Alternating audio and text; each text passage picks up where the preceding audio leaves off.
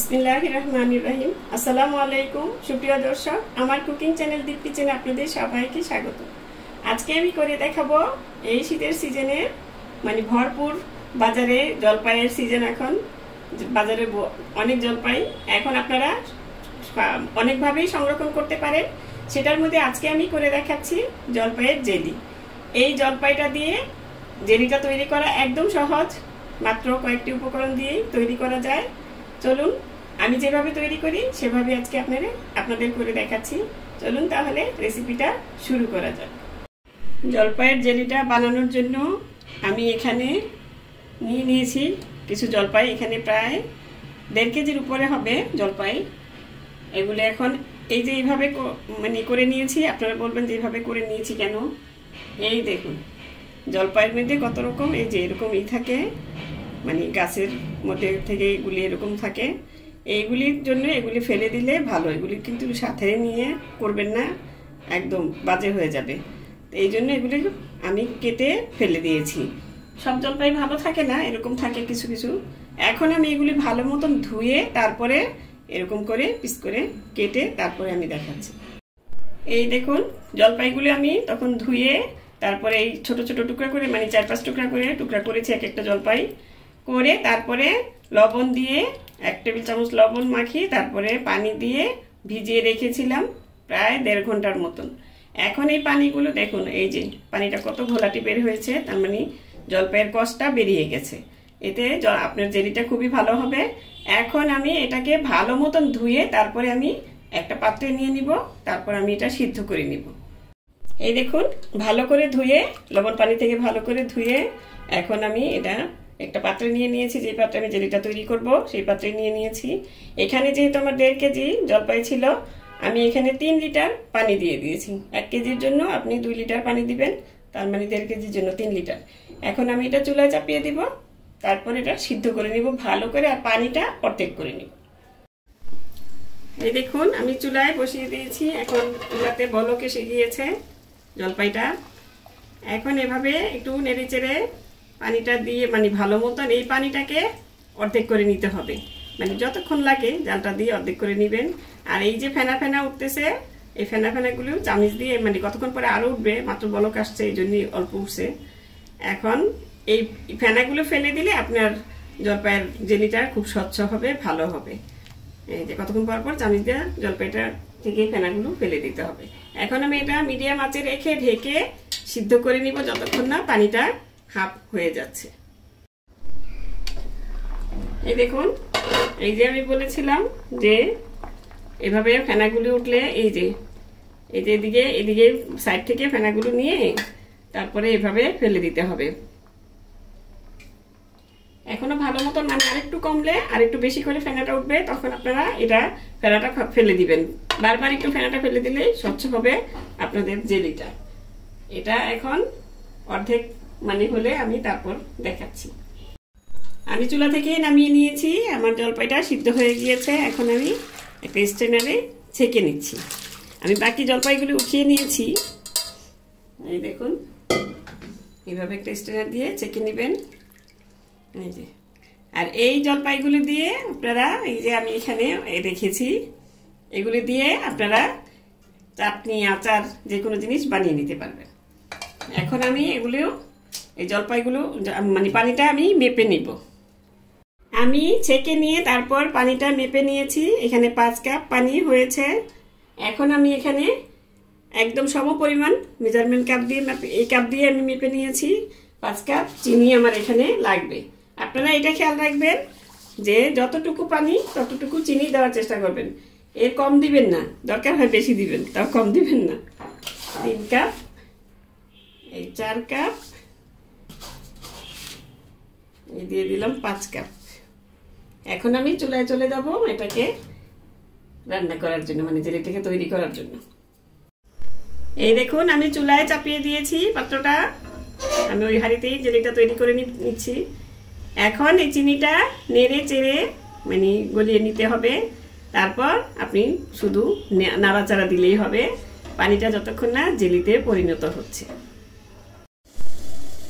এই দেখুন চিনিটা গলে গিয়ে কত সুন্দর কালারটা হয়ে গিয়েছে। এটা কিন্তু একদম ন্যাচারাল কালার, এটাতে কোনো ফুড কালার মিশাইনি আমি। এই জলপাইয়ের কালারটা খুবই মানে একটা কি বলবো জাদুর মতন। এই কালারটা খুব সুন্দর হয়ে যায়, একটা সাদা পানির থেকে একটা কালার এসে যায়, কত সুন্দর একটা কালার। এই যে এখন এই যে এই ফেনাগুলো একটা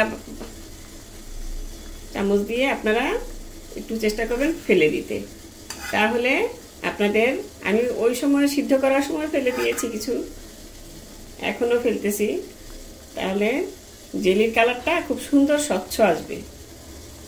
এরকম সাইড দিয়ে এইভাবে, এই যে এইভাবে নিয়ে নিয়ে এই যে এই দেখুন এই ফেনাগুলো তুলে ফেলে দিতে হবে। আর অনবরত মানে নিচে নাড়াচাড়া করলে বাস, কতক্ষণ জাল করতে হবে আপনি এটা বুঝবেন যখন আমি দেখিয়ে দিব, কিভাবে বুঝতে পারবেন যে জেলিটা হয়ে গিয়েছে। এই যে এই দেখুন ফেনাগুলো এভাবে আমি ফেলে ফেলে তারপরে আমি এটা নেড়ে চেড়ে জেলিটা বানিয়ে নিচ্ছি। এই জেলিটা তৈরি করে আপনারা অনেকদিন রেখে খেতে পারবেন, নর্মালি রেখে মানে আপনি বাইরে রেখেই খেতে পারবেন। আর এখন যেহেতু জলপাইয়ের সিজন, এখন জেলি, আচার, চাটনি অনেক কিছুই বানিয়ে সংরক্ষণ করে নিতে পারেন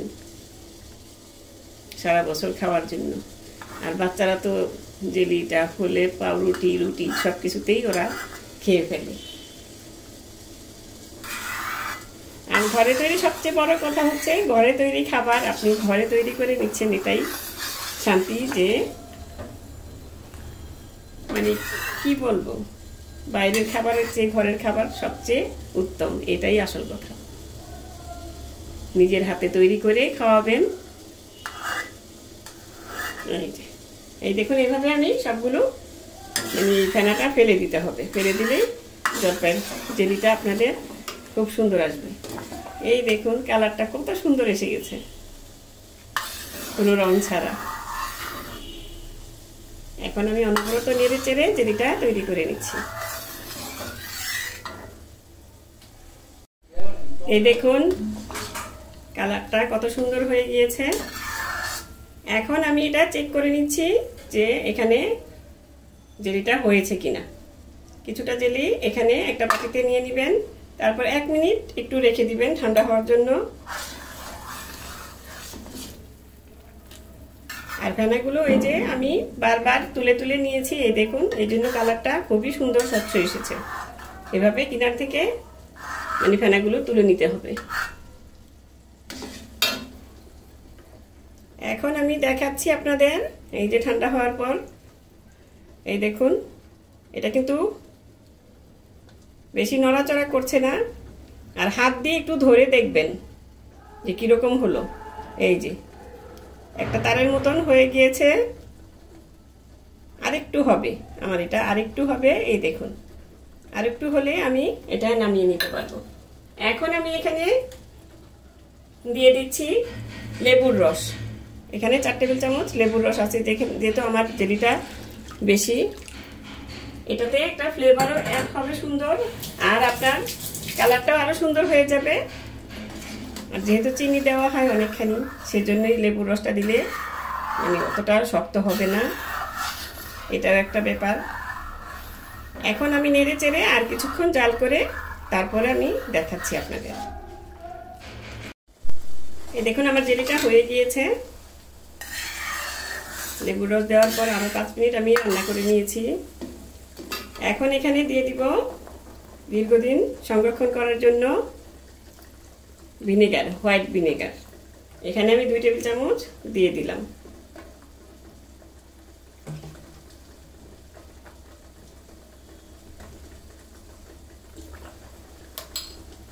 এটা দেওয়াতে আপনার জেলিটা আপনি অনেকদিন সংরক্ষণ করে রাখতে পারবেন।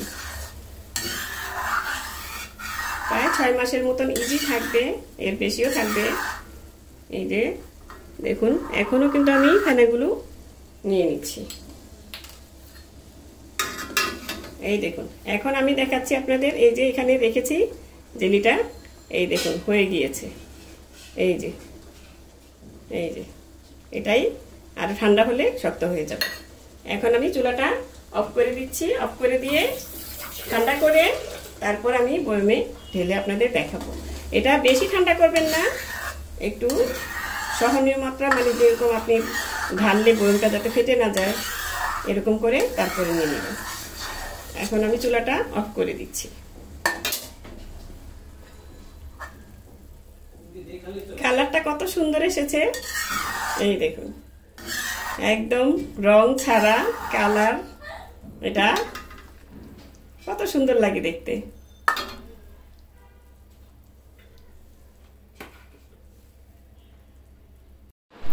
এই দেখুন আমার জেলিটা সহনীয় তাপমাত্রা এসে গেছে। এখন আমি এই যে এখানে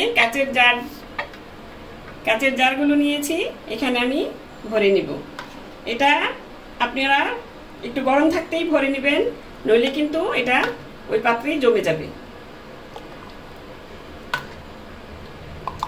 এভাবে আমি সবগুলো পাত্রে ভরে নিচ্ছি। এই দেখুন আমি সবগুলো পাত্রে ঢেলে নিয়েছি। আমার 3টা বয়মই ভরে গিয়েছে। এই 1.5 কেজি জলপাইয়ের জ্যাম দিয়ে দেখুন 3টা বড় বড় সাইজের মানে বয়মে ভরে নেওয়া হয়েছে। কত সুন্দর না, সহজ উপায়ে সহজভাবে ঘরেই তৈরি করে নেওয়া যায়। আর সারা বছর ধরে আপনারা এটা রেখে খেতে পারবেন। আশা করি এই রেসিপিটা আপনাদের উপকৃত করবে। এই দেখুন জেলিটা আমার পারফেক্টভাবে জমে গিয়েছে। 2 ঘন্টা পর আমি দেখাচ্ছি, মানে ঠান্ডা হওয়ার পরে 2 ঘন্টা পরে আমি দেখাচ্ছি। আমি কিন্তু ফ্রিজে রাখিনি, এটা সুন্দর মতনই জমে গিয়েছে। এখন এটা ফ্রিজে রাখলে আরো সুন্দর মতন জমে যাবে। এখন আমি আপনাদের একটু ব্রেডে লাগিয়ে দেখাচ্ছি। এই দেখুন কত সুন্দরভাবে জমে গিয়েছে।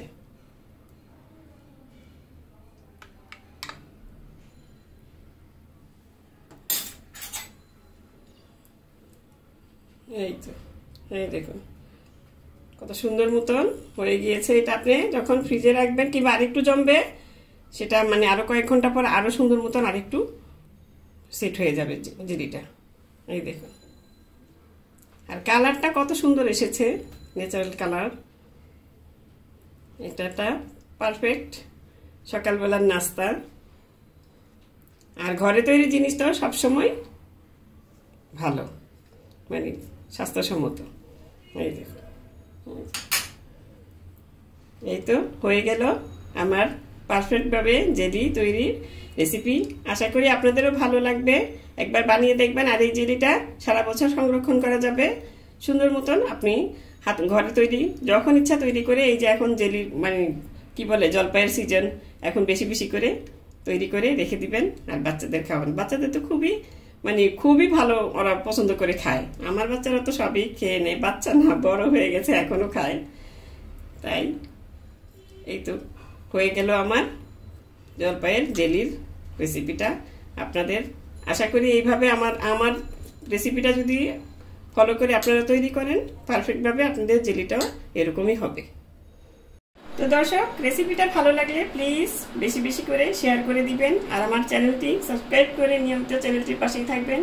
সুস্থ থাকবেন, ভালো থাকবেন, এরকম ঘরে তৈরি খাবার খাবেন আর আমার জন্য দোয়া করবেন। আল্লাহ হাফেজ।